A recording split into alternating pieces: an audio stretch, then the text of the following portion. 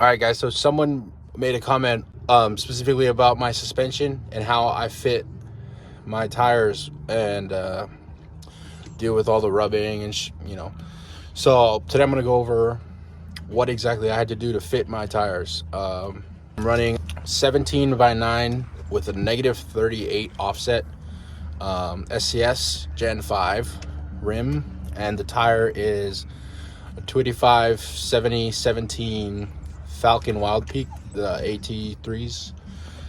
So we're gonna jump into how I fit those. So to start off, you can see I turned the tire a little bit so you can see the scrub. That's just basically where the wheel turns. Since these are -38 offset, basically it pushes the rim out further, and that causes a bigger scrub radius. So the front and rear of the tire will hit more. And so what I had to do, the first thing you got to do to counteract this is a body mount or cab mount chop. And what that is they basically take this part. If you look at your own truck, you'll see that this face comes out farther and it's in a straight line. So what I had to do was get someone to cut and then weld this plate on, basically bringing this whole face back, and that allows my tire to clear. They're also gonna have to, there's a little weld here called a pinch weld, so they're gonna have to hammer that down. And then the guy that I went through, he just sprayed it over, and then he had to cut all this to access that pinch weld. And then there's just like this metal part right here that he hammered in. And then on the front end, you got this like plastic piece right here. So what I had to do for this was basically I used a heat gun and melted all this plastic and then pushed it forward with a wooden dowel. And then when you push it forward, you just spray it with cold water. It'll harden up in that spot, and that'll stop the front end rubbing.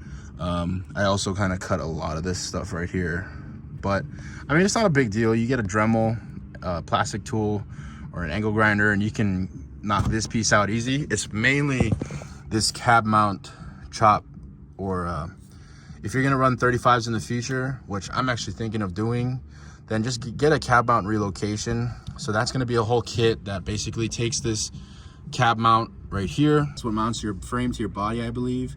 So basically a relocation kit rather than a chop is gonna move that whole piece backwards and relocate it essentially to be even further back in your truck, and that'll give you the space to clear 35s, I believe. Not enough though. You probably still have to do trimming and pushing this whole plastic back or cutting it and then whatever, but we're not getting into that today. So this is to show the front tire when you're closer to the back of the wheel well.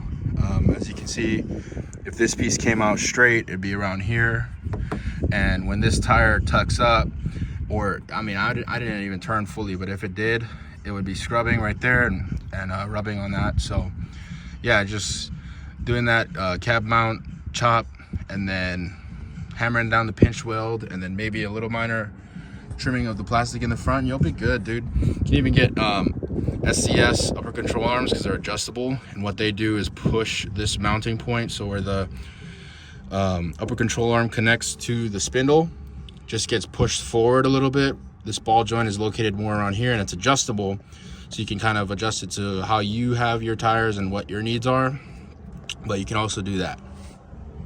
Another thing I got asked in the comments was about how I get my my truck to sit so high. So obviously this is the Eibach 2.0 Pro truck lift kit, and it's the front and the rear.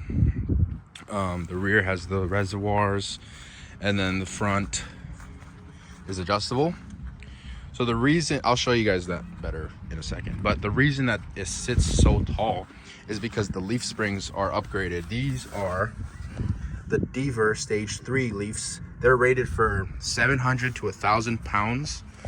And so they are very, very thick boys. So that paired with, well, that alone is what gives the truck such its lift. And so at the front end, to match it, I had to adjust the coil or the strut, whatever the one is. I think it's, yeah, the coil, to sit higher on these threads. And that's actually its maximum that it can go. The recommended by Eibach is 100 millimeters from the top of this black piece right here to the bottom of this black piece. So this distance to this distance is 100 millimeters exactly on both ends. Actually, I think the front end, the driver's side is a little higher than the passenger side. So the passenger side is about 95 millimeters or whatever. But that's only to counteract the taco lean, which is I think it's a Toyota thing, but it might just be a Tacoma thing.